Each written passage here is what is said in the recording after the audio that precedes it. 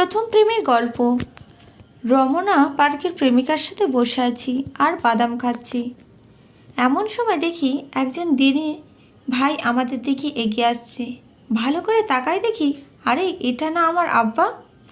তাড়াতাড়ি প্রেমিকার ঘাট থেকে হাত সরিয়ে নিয়ে আমার আর প্রেমিকার মধ্যে 2 হাত ব্যবধান দূরত্ব বজায় রাখলাম। প্রেমিকা আমার এই হঠাৎ অবস্থান পরিবর্তন দেখে বলল, কি হলো, এত দূরে গেলে কেন? একটু আগেই না বললা শীত লাগছে। আমি কাঁচুমাচু হয়ে বললাম, চুপ করে বসে থাকো। সামনে যে লোক আমাদের দিকে এগিয়ে আসছেন উনি আমার আব্বা হুজুর। ওনাকে দেখেই আপাতত গলা শুকিয়ে হাত পা গরম হয়ে গেছে, তাই দূরে আছি। আর শোনো, উনি সামনে এসে কিছু জানতে চাইলে বলবা তুমি আমার স্টুডেন্ট, আমি তোমাকে কেমিস্ট্রি পড়াই। আর আব্বা হুজুর খুব ভালো মানুষ আর আমাকে খুব ভালোবাসে। এরই মধ্যে আব্বা হুজুর আমাদের সামনে এসে হাজির। উনি ওনার বিশেষজ্ঞ চোখ দিয়ে একবার আমাকে আর একবার আমার প্রেমিককে সোমাকে স্ক্যান করে নিয়ে সরাসরি আমাকে প্রশ্ন করলেন, তুই এই পার্কে কি করিস? আমি আমতা আমতা করে উত্তর দিলাম, আসলে আব্বা পার্কে দিয়ে হেঁটে যাচ্ছিলাম, হঠাৎ আমার এই স্টুডেন্ট দেখতে বসতে বলল, তাই ওর সাথে বসে বসে গল্প করছিলাম।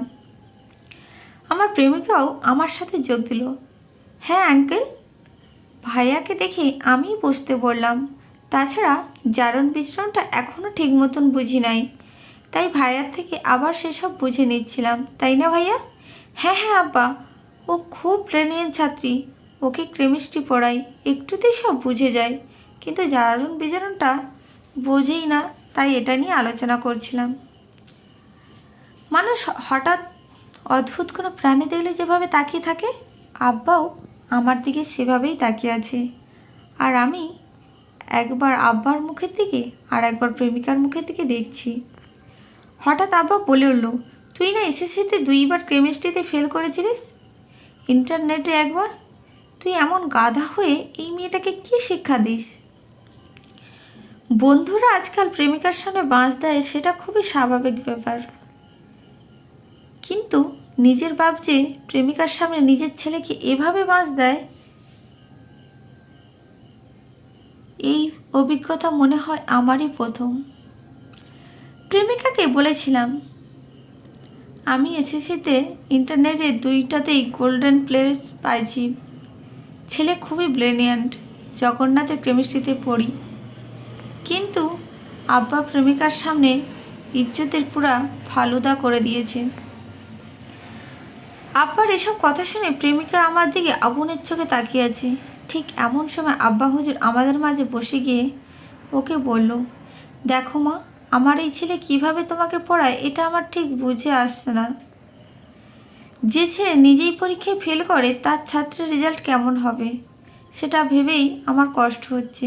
তুমি কিছু মনে করো না মা। মনে মনে বলছি, আব্বা হুজুর আমার হাত দিয়ে কাপড় ছিঁড়ে আবার সুই দিয়ে সেলাই করে, দরকার নেই আর সেলাই করার, যে বাঁশ দেওয়া তা দিয়েই দিয়েছেন। ঠিক এই সময় আব্বা হুজুর এক অদ্ভুত কথা বলে উঠলেন, আচ্ছা তোর গার্লফ্রেন্ড শিলার খবর কি, যে নিয়মিত আমাদের বাসায় ঘুরতে আসতো? আব্বার এই প্রশ্ন শুনে চোখে জোনাকি পোকা দেখতে লাগলাম। আব্বা আমার কয় কি? ওদিকে প্রেমিকা দেখি অপলক দৃষ্টিতে আমার দিকে তাকিয়ে আছে। আমি আমতা আমতা করে আব্বাকে বললাম, কোন শিলা আব্বা যান? আব্বা বললেন, আরে যে মেয়েকে আমার পকেট থেকে টাকা চুরি করে রেস্টুরেন্টে ট্রিট দিতে গিয়ে আমার হাতে নাতে ধরা খাইছিলিস, যে মেয়ের বাবা আমার কাছে বিচার দিয়েছিল তুই তার জুতা নিয়মিত মসজিদ থেকে চুরি করিস, সেই মেয়ের কথা বলছি। আব্বা দেখেন, পাস্ট ইজ পাস্ট, আমি এসব ভুলে গেছি। আব্বা বলেন, তবে মেয়েটা অনেক ভালো আছিল, দেখলেই সালাম কালাম দিত। আজকাল মেয়েদের মধ্যে এসব একদমই দেখা যায় না। যাই হোক, তোর বউ কল দিয়েছিল, কইল যাওয়ার সময় লবণ আর পেঁয়াজ নিয়ে যাইতে।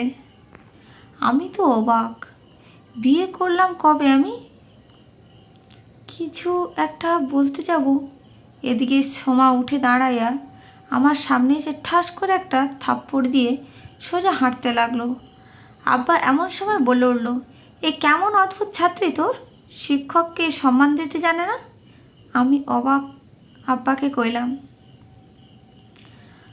আপন মানুষকেই বিশ্বাস করলে যা হয়।